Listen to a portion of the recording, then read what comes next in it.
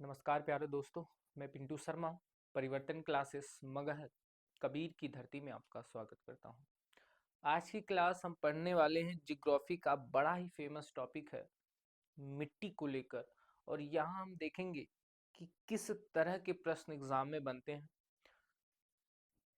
ICAR Bharat में मिट्टी को कितने भागों में विभाजित करती है, कौन सी मिट्टी गेहूं के लिए सबसे ज्यादा महत्वपूर्ण है, चावल के लिए कौन है, कपास के लिए कौन है, जूट के लिए कौन है।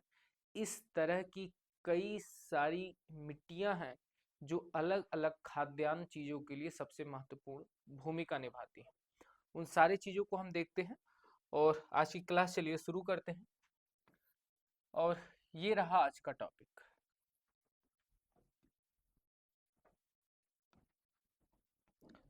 ध्यान दिया जाए आज के टॉपिक पर। टॉपिक का नाम है मिट्टी।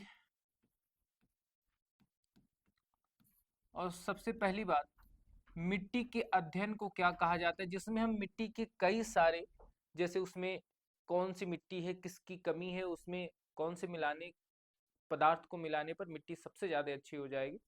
सबसे ज्यादा अच्छी का मतलब उसमें उपज होगी। तो मिट्टी का अध्ययन जो है वो पैडोलॉजी कहलाता है। बहुत इंपॉर्टेंट पॉइंट, मिट्टी का अध्ययन क्या कहलाता है? पैडोलॉजी कहलाता है। जो भारत की मिट्टी है, भारत की मिट्टी अगर आप देखना चाहें,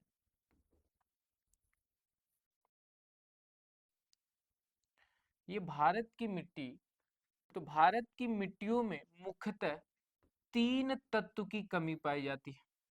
भारत की मिट्टियों में मुख्यतः कितने तत्व की?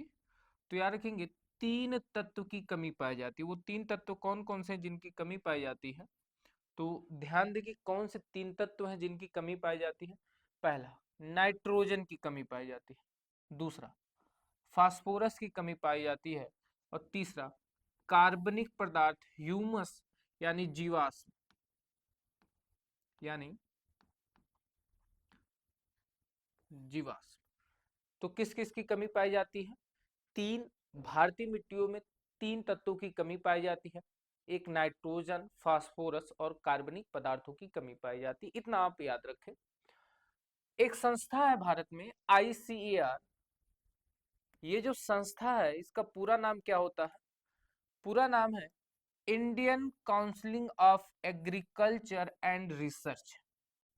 हिंदी में बोलते हैं भारतीय कृषि अनुसंधान परिषद।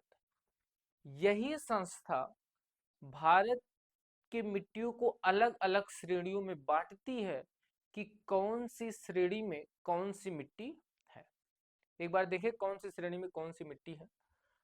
तो भारतीय मिट्टियों को 8 भागों में विभाजित किया गया, जिसमें से 4 तो बहुत महत्वपूर्ण है। 4 बहुत महत्वपूर्ण है, पेपर में यहीं से प्रश्न आता है 4 से। जैसे जलोढ़ मिट्टी, ये भारत का अगर पूरा क्षेत्रफल 100% मान लें तो उसमें से 43% क्षेत्रफल पर कौन सी मिट्टी है? जलोढ़ मिट्टी। उसके बाद लाल मिट्टी 18%, काली मिट्टी 15%, लैटराइट मिट्टी 3.7%। उसके बाद जो बचे हुए हैं मरुस्थलीय मिट्टी, वन एवं पर्वतीय मिट्टी, दलदली मिट्टी और क्षारीय मिट्टी के प्रकार में आते हैं। लेकिन भारत में जो मुख्यतः मिट्टियों से प्रश्न बनता है वो 4 से ही बनता है। जलोढ़ मिट्टी, लाल मिट्टी, काली मिट्टी और लैटराइट मिट्टी। और इसकी याद करने की एक आसान से ट्रिक मैं आपको बता दूं, याद रखेंगे। जल कल, तो जे से हो जाएगा जलोढ़ मिट्टी, यल से हो जाएगा लाल मिट्टी, के से हो जाएगा काली मिट्टी और दूसरे यल से हो जाएगा लेटरेराइट मिट्टी। इन 8 प्रकार की मिट्टियों को हम एक एक करके देखेंगे कि किस क्षेत्र में कौन सी मिट्टी है और किस चीज के लिए उपयोगी है। क्या इतनी क्लास आप समझ पाए? इतनी उम्मीद है आप समझ पाए होंगे। आगे देखा जाए, जलोढ़ मिट्टी, इसकी खासियत क्या है इसे एक बार ध्यान से देखा जाए।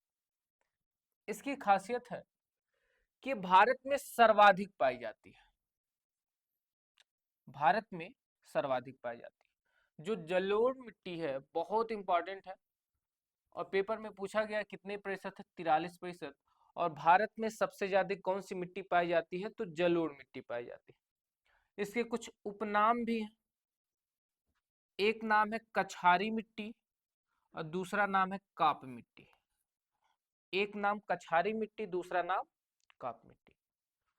और इसका जो विस्तार है वो भारत के मैदानी क्षेत्रों में इसका विस्तार है। भारत के मैदानी क्षेत्रों में आएंगे तो कौन कौन से मैदानी क्षेत्र हैं जहां पर इस मिट्टी के आपको अक्सर विस्तार नजर आ जाएंगे, तो जैसे उत्तर प्रदेश, बिहार, पंजाब, राजस्थान, असम, पश्चिम बंगाल, तो इन सब कुछ क्षेत्रों में इनका क्या विस्तार है।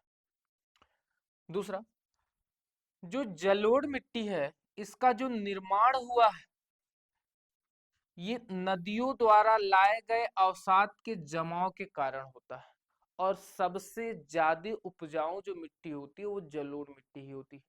लेकिन जलोढ़ मिट्टी दो प्रकार की होती है, एक तो होती है खादर मिट्टी और एक होती है बांगर मिट्टी।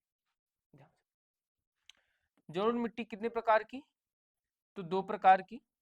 और ये दो प्रकार कौन कौन से हैं, एक बांगर मिट्टी और दूसरा खादर मिट्टी। ये जो अवसाद हैं, अवसाद क्या बोले जाते हैं, जो नदियां अपने साथ कचड़े को, कचड़ा मतलब जीवाश्म हो गया, सड़े गले पदार्थ हो गया, इन सब पदार्थों को जब नदियां अपने साथ बहा कर लाती है और एक जगह जमाव करके लेकर चलती है तो उन्हें हम अवसाद बोलते हैं, जो नदियां कचड़े अपने साथ लेकर चलती है।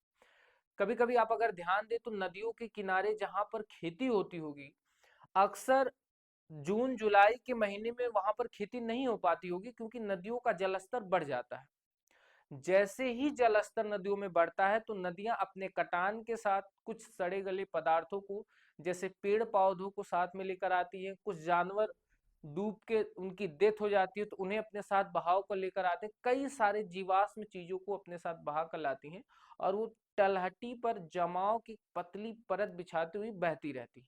जून जुलाई में आप अगर नदियों के किनारे या किसी उस जगह निवास करते जहां के आसपास 2-4 किलोमीटर के तुरंत नदी पड़ जाए, तो ऐसा आप देखते होंगे वहां पर जून जुलाई के समय में खेती नहीं हो पाती होगी। लेकिन जैसे ही वो पानी का स्तर जाता होगा और वहां पर किसी भी चीज की खेती की जाती होगी तो बड़ी ही अच्छी फसल होती है। यानी जलोढ़ मिट्टी में दो प्रकार की मिट्टी है, एक खादर मिट्टी और एक बांगर मिट्टी। और जलोढ़ मिट्टी का जो निर्माण हुआ है वो नदियों द्वारा बहाकर लाए गए अवसाद से हुआ है, भारत में सबसे ज्यादा पाई जाने वाली मिट्टी है।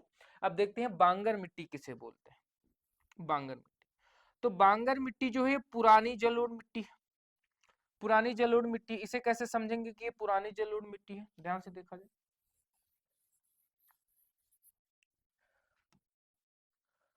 अगर नदी ये मान लीजिए अपने क्षेत्र से बह रही है, जून जुलाई में बारिश के कारण नदी का जलस्तर यहां तक आ गया, नदी का जलस्तर कहां तक, यहां तक आ गया।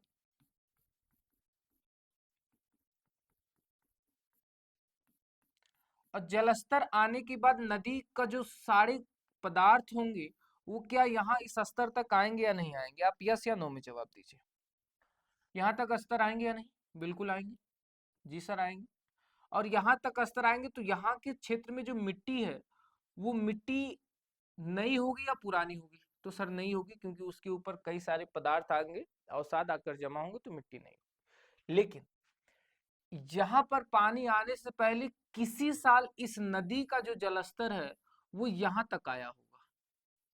कभी कभी नदियों में बाढ़ बहुत ज्यादा आ जाती है और फिर 4-5 साल तक बाढ़ आती ही नहीं है या पानी बहुत ज्यादा होता ही नहीं है। तो जलस्तर जब यहाँ तक आया था, अब नदी का जलस्तर यहाँ तक पहुंच ही नहीं पा रहा और ये मिट्टी धीरे धीरे क्या हो गई, पुरानी हो गई। है तो जलोढ़ी मिट्टी पर हो क्या गई, पुरानी। और इसी पुरानी मिट्टी को हम क्या बोलते हैं, बांग। इसी पुरानी मिट्टी को हम क्या बोलते हैं, और जहां पर हर साल मिट्टी बदलती रहती यानी पानी पहुंचता रहता है उसे हम खादर बोलते हैं। कितना आप समझ गए। तो ये कैसी मिट्टी है, पुरानी जलोढ़ मिट्टी है। चलिए, जलोढ़ मिट्टी से बना है, अब बिना बाढ़ वाले क्षेत्र में पाई जाती है यहाँ पर। ये बाढ़ से ऊपर, बहुत समय पहले बाढ़ आई रहती है, लेकिन वर्तमान समय में बाढ़, बिना बाढ़ वाले क्षेत्र में पाई जाती है बांगर मिट्टी। दूसरी मिट्टी है खादर मिट्टी। इसकी क्या खासियत है? इसे हम नई जलोढ़ मिट्टी के नाम से जानते हैं और नदियों के बाढ़ वाले क्षेत्र में पाई जाती है। यहाँ पर जो मैंने ये बाढ़ वाला क्षेत्र आपको बताया, यहाँ पर ये मिट्टी पाई जाती है। और ये जो धारा है, ये नदी की मेन धारा है। ये जो धारा है, ये नदी की मेन धारा है।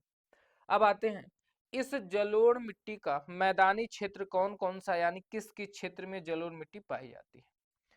पंजाब में, उत्तर प्रदेश में, बिहार में, राजस्थान में, पश्चिम बंगाल में और असम। इन राज्यों में जलोढ़ मिट्टी का विस्तार सबसे ज्यादा है। पंजाब, उत्तर प्रदेश, बिहार, राजस्थान, पश्चिम बंगाल और असम। एक बार साथ में बोलेंगे, पंजाब, उत्तर प्रदेश, बिहार, राजस्थान, पश्चिम बंगाल और असम। यहाँ पर जलोढ़ मिट्टी का विस्तार सबसे ज्यादा है। जलोढ़ मिट्टी में कौन कौन सी फसलें होती हैं? खाद्यान्न मतलब खाने वाली जो फसलें हैं, गेहूं, गन्ना, चावल, मक्का और दाल। कौन कौन सी फसलें होती है अगर ध्यान दें तो गेहूं, गन्ना, चावल, मक्का और दाल। ये सबसे अच्छी फसल किसमें होती है? जलोढ़ मिट्टी में होती है। अब आगे चला जाए, अगला क्या कह रहा है? दूसरा, काली मिट्टी। और मैंने बताया था जल कल के नाम से आप याद रखेंगे। कौन सी टिक बनाई थी? जल कल। तो जलोढ़ मिट्टी, जलोढ़ मिट्टी, फिर लैटराइट मिट्टी,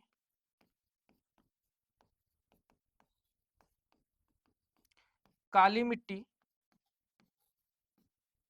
काली मिट्टी और लाल मिट्टी।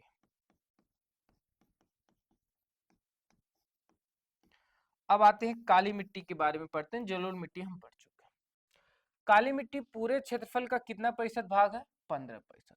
और जलोढ़ मिट्टी कितना प्रतिशत भाग था? 43%। इसका निर्माण कैसे हुआ? काली मिट्टी का निर्माण, अच्छा मिट्टी काली है तो इसका मतलब उस मिट्टी का आकार कैसा होगा? काले रंग का होगा। आगे यहां से प्रश्न बने, काली मिट्टी का जो निर्माण हुआ है वो ज्वालामुखी के लावा से और बेसाल्ट चट्टानों से होता है। बहुत इंपॉर्टेंट, काली मिट्टी का जो निर्माण होता है वो कैसे होता है? ज्वालामुखी के लावा से और बेसाल्ट चट्टानों से होता है। काली मिट्टी के कुछ उपनाम कौन कौन से? रेगूर मिट्टी, बहुत इंपॉर्टेंट, कपासी मिट्टी, लावा मिट्टी, स्वतः जुताई वाली मिट्टी। काली मिट्टी के कौन कौन से नाम है? रेगूर मिट्टी, कपास मिट्टी, लावा मिट्टी, स्वतः जुताई वाली मिट्टी। रेगूर मिट्टी, कपास मिट्टी, लावा मिट्टी, रेगूर मिट्टी, कपास मिट्टी, लावा मिट्टी और स्वतः जुताई वाली मिट्टी। इस हिसाब से आप पढ़ते हुए चलें कि 80% डाटा आपको क्लास में ही याद हो जाए, आपको अलग से एफर्ट डालना ना पड़े, आप साथ साथ चले। और काली मिट्टी के दो प्रकार कौन कौन से? पहला, जब ये मिट्टी गीली होती है तो चिपचिपी होती है। काली मिट्टी की क्या खासियत है? जब ये मिट्टी गीली होगी तो ये चिपचिपी होगी। और दूसरी खासियत क्या है कि गीली हुई तो चिपचिपी, और जब ये मिट्टी सूखने पर दरार पड़ जाती है और कठोर हो जाती है।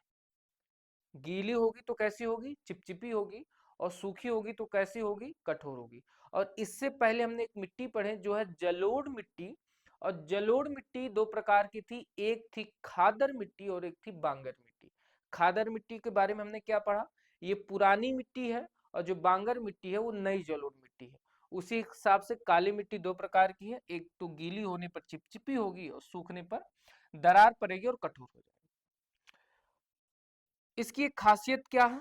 ये खासियत याद रखेंगे, जल धारण करने की क्षमता सर्वाधिक होती है। काली मिट्टी में जल धारण करने की क्या होती है? क्षमता सर्वाधिक होती है। और इसके कौन कौन से क्षेत्र है जिस क्षेत्र में पाई जाती है?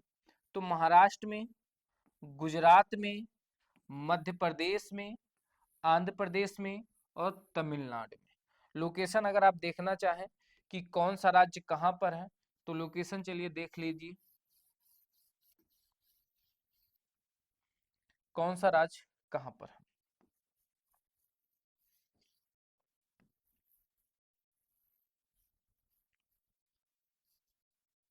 ध्यान से अगर आप लोकेशन देखना चाहें तो सबसे पहले किस राज्य की बात किया है? महाराष्ट्र। तो गुजरात के जस्ट नीचे यहाँ पर आपको महाराष्ट्र मिल जाएगा, महाराष्ट्र। और उसके बाद गुजरात और राजस्थान, ये आपका पूरा गुजरात हो जाएगा, गुजरात। और गुजरात के बाद राजस्थान में तो जलोढ़ मिट्टी मध्य प्रदेश, ये आपका पूरा मध्य प्रदेश हो जाएगा, मध्य प्रदेश। आंध्र प्रदेश, ये आपका आंध्र प्रदेश हो जाएगा। और तमिलनाडु, ये आपका पूरा का पूरा तमिलनाडु हो जाएगा। यानी इस गुजरात मध्य प्रदेश का ये वाला एरिया और तमिलनाडु आंध्र प्रदेश के इस वाले एरिया में अगर आप ध्यान दें तो यहाँ पर एक मिट्टी पाई जाती है, और उस मिट्टी को हम क्या बोलते हैं? उस मिट्टी को हम क्या बोलते हैं? काली मिट्टी बोलते हैं। और इसमें कौन कौन सी फसलें होती हैं? कौन कौन सी फसलें होती हैं?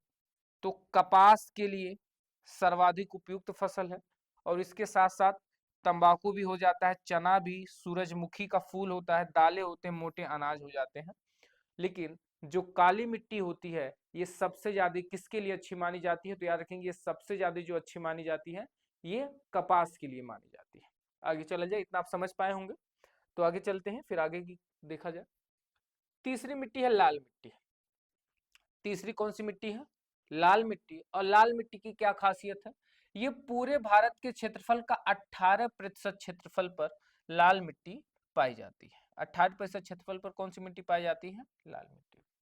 और दूसरी सर्वाधिक पाई जाने वाली मिट्टी है, दूसरी सर्वाधिक पाई जाने वाली मिट्टी है। और पहली सर्वाधिक पाई जाने वाली मिट्टी कौन सी है? पहली सर्वाधिक मिट्टी,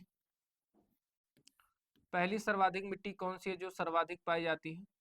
तो वह है जलोढ़ मिट्टी। वो कौन सी मिट्टी है?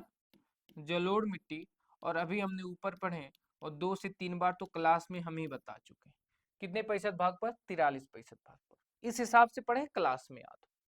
दूसरा, इसका निर्माण, लाल मिट्टी का निर्माण कैसे हुआ है? इसका निर्माण हुआ है कायांतरित चट्टानों के टूटने से। जब चट्टानों की श्रेणियां पढ़ी जाएंगी तो वहां पर समझेंगे। लेकिन इसका जो निर्माण हुआ वो कैसे हुआ? कायांतरित चट्टानों के टूटने से हुआ है। दूसरा, जो लाल मिट्टी होती है, लाल होने का इसका कारण है कि इस मिट्टी में आयरन ऑक्साइड की अधिकता पाई जाती है। जिस जगह आपको आयरन ऑक्साइड की अधिकता पाई जाएगी वहां का रंग लाल ऑटोमेटिक हो जाएगा, इतना याद रखें। तो चाहे आप मंगल ग्रह के बारे में ध्यान दें तो मंगल ग्रह पर भी आयरन ऑक्साइड की अधिकता है, जिस वजह से उसे लाल ग्रह बोलते हैं। चाहे लाल मिट्टी की बात करें, यहाँ पर भी आयरन ऑक्साइड की अधिकता है, तो जिस वजह से इसे लाल मिट्टी के नाम से, मिट्टी पर है तो मिट्टी ही बोलेंगे। तो जिस जगह आयरन ऑक्साइड की अधिकता ज्यादा होगी वहां लाल मिट्टी या लाल रंग अपने आप ज्यादा आ जाएगा, हो जाएगा। दूसरा, लाल मिट्टी से याद रखेंगे, यह जलयोजित होने पर पीली दिखाई देती है। जलयोजित होने पर कैसे पीली कैसे होगी? जैसे ही अगर आप ध्यान दें तो लाल मिट्टी में जैसे ही जल मिलाएंगे ये कैसी हो जाएगी? पीली हो जाएगी। इसलिए इसे कौन सी मिट्टी बोलते हैं? पीली मिट्टी भी कहते हैं, याद रखेंगे। तो लाल मिट्टी बोल सकते हैं, या फिर इसे ही हम क्या बोल सकते हैं? पीली मिट्टी भी बोल सकते हैं। क्योंकि जैसे ही लाल मिट्टी में जल आता है और जल से जैसे ये मिश्रण होता है तो वैसे ये पीले रंग में आ जाती है। और इसका क्षेत्र कौन कौन सा है? तमिलनाडु में, कर्नाटक में, महाराष्ट्र में, उड़ीसा में और पूर्वी मध्य प्रदेश में। जैसे राज्य तो बहुत बड़ा है तो राज्य के कुछ हिस्से में अलग मिट्टी है तो कुछ हिस्से में अलग मिट्टी है। तो आप इस क्षेत्र से लेकर बहुत ज्यादा कंफ्यूजन ना हो। तो किस जगह में? तमिलनाडु, कर्नाटक, महाराष्ट्र, उड़ीसा और पूर्वी मध्य प्रदेश में। कौन कौन सी फसलें यहाँ पर होती हैं? तो याद रखेंगे, गेहूं हो जाता है, दाल हो जाता है, तंबाकू हो जाता है, ज्वार हो जाता है, बाजरा हो जाता है, मक्का हो जाता है, कपास हो जाता है। लेकिन कपास के लिए सबसे ज्यादा याद रखेंगे काली मिट्टी। कपास के लिए सबसे ज्यादा याद रखेंगे कौन सी मिट्टी? काली मिट्टी सबसे ज्यादा उपयुक्त काली मिट्टी होती है। और काली मिट्टी का भी हमने पीछे एक नाम पढ़ा, आप उसका नाम जरूर बताएं जो उसका दूसरा नाम है। और चौथी जो मिट्टी है उस मिट्टी का नाम है लैटेराइट मिट्टी। चौथी मिट्टी का नाम क्या है? लैटेराइट मिट्टी। इसकी क्या खासियत है देखा जाए, इसका जो निर्माण हुआ है वो निर्माण हुआ निछालन प्रक्रिया से। निछालन प्रक्रिया मतलब वो जो मिट्टी है वो पहाड़ के नीचे दबते दबते, जैसे ही पहाड़ होता है तो पहाड़ की जो तलहटी से ये मिट्टी जो छटती है, इससे इस मिट्टी का निर्माण हुआ है लैटेराइट मिट्टी। लैटेराइट मिट्टी। अब ध्यान से देखा जाए,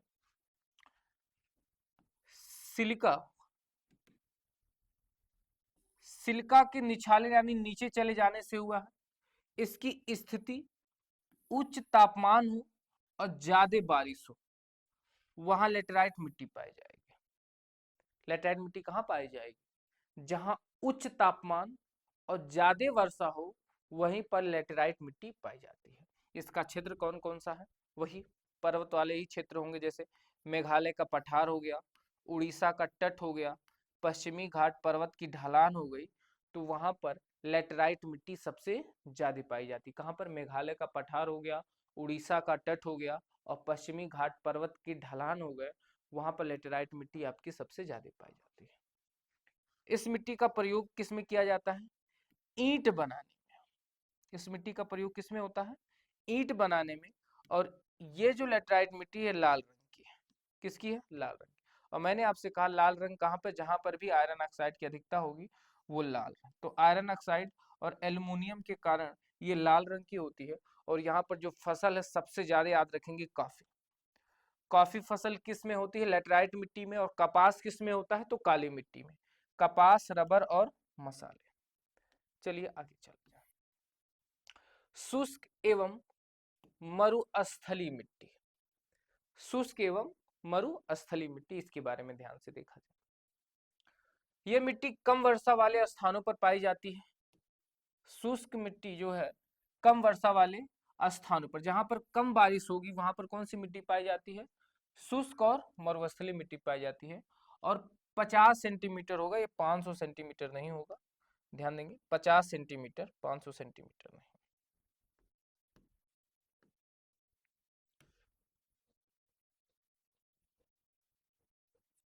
50 सेंटीमीटर से जहां पर कम वर्षा होती है वहां पर ये मिट्टी पाई जाती है। इसका क्षेत्र कौन सा है शुष्क मिट्टी या मरुस्थलीय मिट्टी का? तो पश्चिमी राजस्थान क्षेत्र हो गया, हरियाणा क्षेत्र हो गया, पंजाब हो गया और गुजरात हो गया। फसलें याद रखें, शुष्क एवं मरुस्थलीय मिट्टी में मोटे अनाज की फसलें होते हैं। और एग्जाम्पल जरूर याद रखें, ज्वार, बाजरा और सरसों। सरसों बहुत इंपॉर्टेंट। सरसों किस मिट्टी में होता है? तो शुष्क व मरुस्थलीय मिट्टी में होता है। होने को तो जलोढ़ मिट्टी में भी सरसों हो जाएगा, पर सबसे ज्यादा जो सरसों वो शुष्क एवं मरुस्थलीय मिट्टी में होता है। ये थोड़ा सा वन एवं पर्वतीय मिट्टी। सातवीं प्रकार की कौन सी मिट्टी है? वन एवं पर्वतीय मिट्टी। तो ये हो गई ह्यूमस यानी जीवाश्म की अधिकता होती है। जीवाश्म मतलब सड़े गले पदार्थ सर्वाधिक होंगे वन एवं पर्वतीय मिट्टी में। और इसका क्षेत्र कौन सा है? इसका क्षेत्र होता है हिमालय, पश्चिमी घाट और पूर्वी घाट।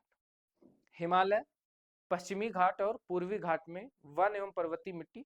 तो वन से आप समझ गए जहां पर वन सबसे ज्यादा होंगे, और पर्वतीय मिट्टी से आप समझ गए जो पर्वत वाले क्षेत्र में ये मिट्टी सबसे ज्यादा पाई जाएगी। तो पर्वत सबसे ज्यादा कहां पर है?